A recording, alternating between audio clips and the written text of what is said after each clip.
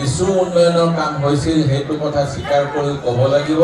সেইখিনি সময়ত দুৰ্নীতি হৈছিল আৰু সেই দুৰ্নীতিৰ কথাটো অসমৰ বৰ্তমানৰ মুখ্যমন্ত্ৰী আৰু প্ৰমোদ বড়োৱে কৈছিল যে হাগ্ৰামা মহিলাৰ দিনত 1000 কোটি টকা নষ্ট হৈছে আৰু কিজানি নষ্ট হৈছে। সেইকাৰণে এই অঞ্চলৰ বাট পথবিলাক বেয়া, অংগনবাদী চেণ্টাৰ বেয়া, হস্পিটেলৰ অৱস্থা বেয়া, স্কুল ঘৰৰ অৱস্থা নাই। মই সব আহোঁতে দেখি আহিছোঁ। কিন্তু তাৰপিছত যিখন চৰকাৰ হ'ল UPPLৰ প্ৰমোদ বড়ো ডাঙৰীয়াৰ, সেই চৰকাৰৰ দিনতো আৰু বেছি দুৰ্নীতি হ'ল। সেই কথাটো এতিয়া আকৌ মুখ্যমন্ত্ৰীয়ে কৈছে যে VC DCয়ে সব খাই পেলায়। ইয়াত যিটো আঁচনি আহে সেই আঁচনি গাঁৱৰ মানুহে নাপায়। মই দেখিছোঁ মেইন ৰাস্তা ক'ৰবাত অলপ ভাল হৈছে, কিন্তু যিবিলাক ভিতৰত সোমাই যোৱা ৰাস্তা সেইবিলাকৰ অৱস্থা নাই। আৰু এই কথাটো অতি দুখৰ কথা যে আমাৰ চৰকাৰ অসমত কংগ্ৰেছ চৰকাৰ থাকোঁতে আমি ইয়াত আঞ্চলিক দলক সুবিধা দিলোঁ, কিন্তু তেওঁলোকে নিজৰ উন্নয়ন কৰিলে, তেওঁলোকৰ নেতাসকলৰ উন্নয়ন কৰিলে, ৰাইজৰ কথা নাভাবিলে। আৰু সেইকাৰণে এইবাৰ আমাৰ সভাপতি গৌৰৱ গগৈ ডাঙৰীয়াৰ নেতৃত্বত যি ৰাহুল গান্ধী ডাঙৰীয়াই আমাক কৈছে দৌৰমত ৰাইজৰ কাম কৰিব লাগে, সেইকাৰণে আমি এইবাৰৰ নিৰ্বাচনত 39খন আসনত প্ৰতিদ্বন্দ্বিতা কৰিছোঁ আৰু আমি সকলোতে ভালকৈ নিৰ্বাচন খেলিছোঁ যাতে আমি BTC চৰকাৰখন কৰিব পাৰোঁ। Double engine, single engine, triple engine এইবিলাক কথা সব ফাঁকি কথা, এইবিলাক কোনো কামৰ কথা নহয় যেতিয়ালৈকে আমি উন্নয়ন নেদেখোঁ।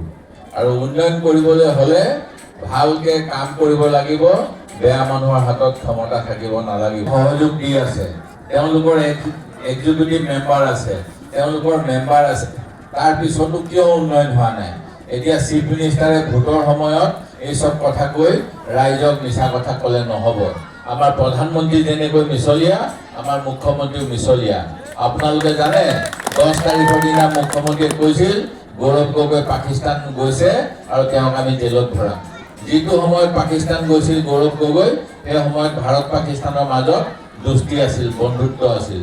এই পেহেলগামৰ নিচিনা 32টা মানুহ পাকিস্তানৰ পৰা সন্ত্ৰাসবাদী আহি মাৰি দিয়াৰ ঘটনা হোৱা নাছিল। কিন্তু আজি জয় শাহ, অমিত শ্বাহৰ পুতেক ক্ৰিকেট বোৰ্ডৰ চেয়াৰমেন কাৰণে আজি ভাৰত পাকিস্তান যুদ্ধ কৰি আছে, যি সময়ত আমাৰ প্ৰকৃততে আমি পাকিস্তানক আৰু শিক্ষা দিব লাগিছিল। এই গতিকে যিবিলাক কথা কয় তেওঁলোকৰ কথাৰ কোনো মূল্য নাই। আজি অসমত যিবিলাক মানুহ আছে সকলো অসমীয়া আৰু ভাৰতীয়, আৰু যদি বিদেশী আছে সেই বিদেশী অসম চুক্তি অনুসৰি বিদেশত যাব লাগিব। কিন্তু মুখ্যমন্ত্ৰীয়ে NRC-খনো সম্পূৰ্ণ কৰি নিদিয়ে। আজি তেওঁ NRC-খন আমাৰ সম্পূৰ্ণ হ'লে যাৰ নাম নাই তেওঁ আপিল কৰিব পাৰিলে হয়, কিন্তু সেই কামটো নিদি একমাত্ৰ মানুহক ভয় খুৱাই থাকে, তেওঁ লাগে হিন্দু মানুহে হওক বা মুছলিম সম্প্ৰদায়ৰ মানুহ হওক।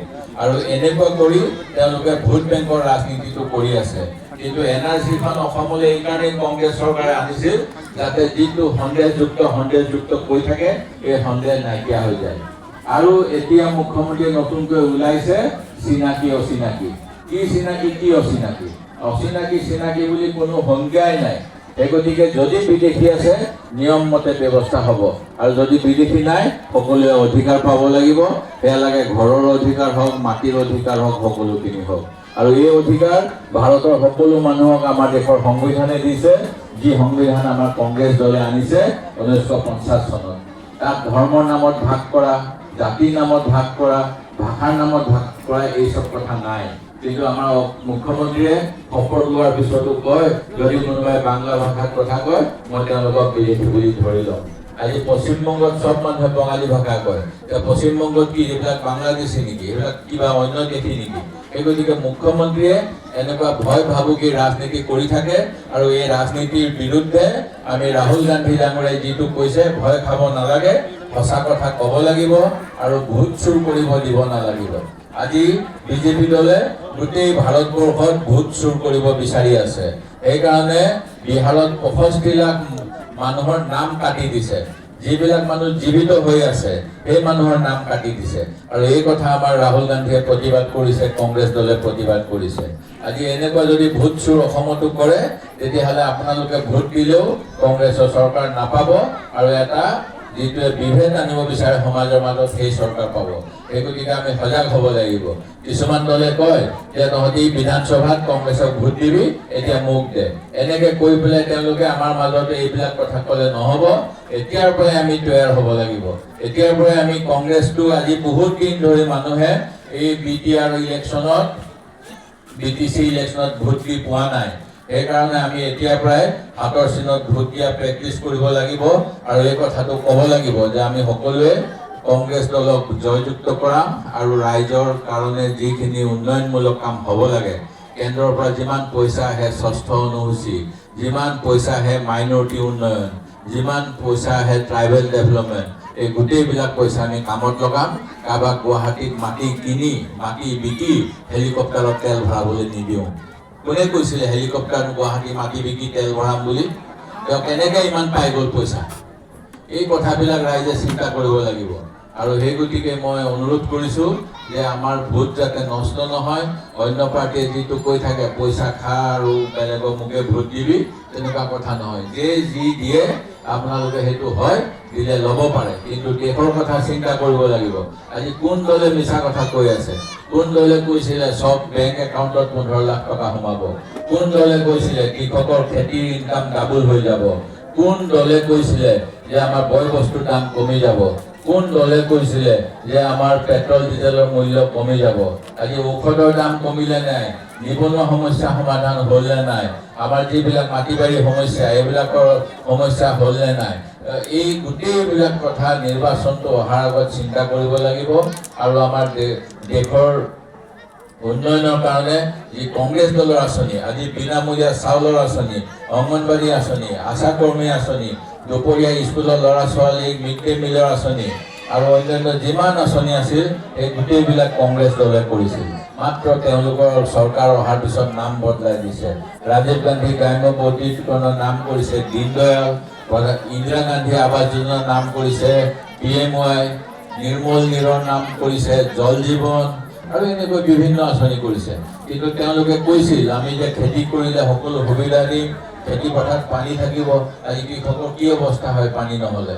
আজি এই গোটেই কথাবিলাক, আজি আমাৰ যিটো মিনিমাম ছাপৰ্ট প্ৰাইচ দিম বুলি কৈছিল, কিন্তু তাৰ বিপৰীতে তেনেকুৱা আইন আনিছিল 3খন। কৃষকসকলৰ বিৰুদ্ধে যিটো চৰকাৰী ষড়যন্ত্ৰ কৰিছিল। আজি আমাৰ বিভিন্ন যি মানুহ বসতি কৰি আছে, বসতি কৰা মানুহক কেনেকৈ উচ্ছেদ কৰিছে।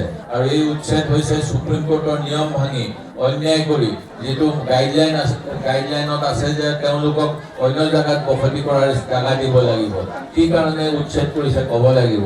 কিন্তু সেয়া লাগে সংখ্যালঘুৱে হওক, আদিবাসীয়ে হওক, বড়ো জনজাতিয়ে হওক, একমাত্ৰ নৰেন্দ্ৰ মোদীৰ বন্ধুবিলাকৰ কাৰণে তেওঁলোকে উচ্ছেদ কৰিছে। আৰু এই উচ্ছেদ কৰি পুঁজিপতি আদানী আম্বানীক মাতি দিব বিচাৰিছে। আৰু এই আদানী আম্বানীয়ে কোনো চাকৰি নিদিয়ে, তেওঁলোকক বাহিৰৰ পৰা মানুহ আনি কৰে, থলুৱা মানুহৰ নিযুক্তিও নহয়। সেই গতিকে এইবিলাক যিবিলাক আমাৰ মাটি বাৰী বিদেশী মানুহক, অসমৰ বাহিৰৰ মানুহক দি দিয়াৰ ব্যৱস্থা কৰিছে, অসমৰ মানুহক বঞ্চিত কৰি, অসমত বহুত মানুহে অৰুণোদয়ত মাটি মিছন বসুন্ধৰাত মাটিৰ কাৰণে আবেদন কৰিছে, তেওঁলোকক দিয়া হোৱা নাই। সেই গতিকে এই গোটেইবিলাক কথা আমি চিন্তা কৰিব লাগিব আৰু এতিয়াৰ পৰাই কংগ্ৰেছৰ ভেটি মজবুত কৰিব লাগিব। সেই গতিকে এই 16 নম্বৰত যি আগষ্টিন আছে আৰু 14 নম্বৰত অমিয় নাৰ্জাৰী আছে আৰু অন্য জেগাতো যি আছে, আপোনালোক সকলোৱে নিজৰ নিজৰ ফোন যোগে এইবিলাক অন্য জেগাৰ ভোটাৰবিলাককো যোগাযোগ কৰিব আৰু আমাৰ কংগ্ৰেছ দলৰ পাৰ্টীৰ সব প্ৰাৰ্থীকে জিকাবলৈ তেওঁলোকক খবৰ দিব, এই আশা কৰি। আৰু আপোনালোক সকলোৰে ভালে থাকক। আপোনালোকৰ যিবিলাক অসুবিধা, আমাৰ কংগ্ৰেছ চৰকাৰক এই অসুবিধাবিলাক দূৰ কৰিবলৈ এটা সুযোগ দিয়ক। আমাৰ যিবিলাক কাম কৰাৰ কথা আছিলে চুক্তি অনুসৰি, অংগনবাড়ী চেণ্টাৰ, স্কুল ঘৰ, হস্পিটেল, ৰাস্তা ঘাট, এইবিলাক যাতে হ'ব পাৰে আৰু আমাৰ কংগ্ৰেছ দলে ৰাইজৰ কাম কৰিব পাৰে, এই সুযোগ কংগ্ৰেছ দলে 20 বছৰ 22 বছৰ মূৰত এইকাৰণে বিচাৰিছোঁ। কাৰণ আমি আঞ্চলিক দলক ক্ষমতা দিলোঁ, BPFকো দিলোঁ, UPPLকো দিলোঁ। কিন্তু দেখা গৈছে UPPLে যিমান কথা কৈছিল তাতকৈ BPFে অলপ কাম কৰিছিল, কিন্তু UPPLে আৰু কাম কৰা নাই। সেই গতিকে এইবাৰ কংগ্ৰেছ দলক ডাইৰেক্ট দিব লাগে। আৰু বিজেপি দলেতো কোনো জনজাতিৰো কাম নকৰে, কোনো মানুহৰ কাম নকৰে, অকল তেওঁলোকে নিজৰ ব্যৱসায় কৰে। সেই গতিকে বিজেপি দলটোক একেবাৰে ভোট দিব নালাগে, এই অনুৰোধ কৰি মোৰ বক্তব্য সামৰিছোঁ। জয় আই অসম।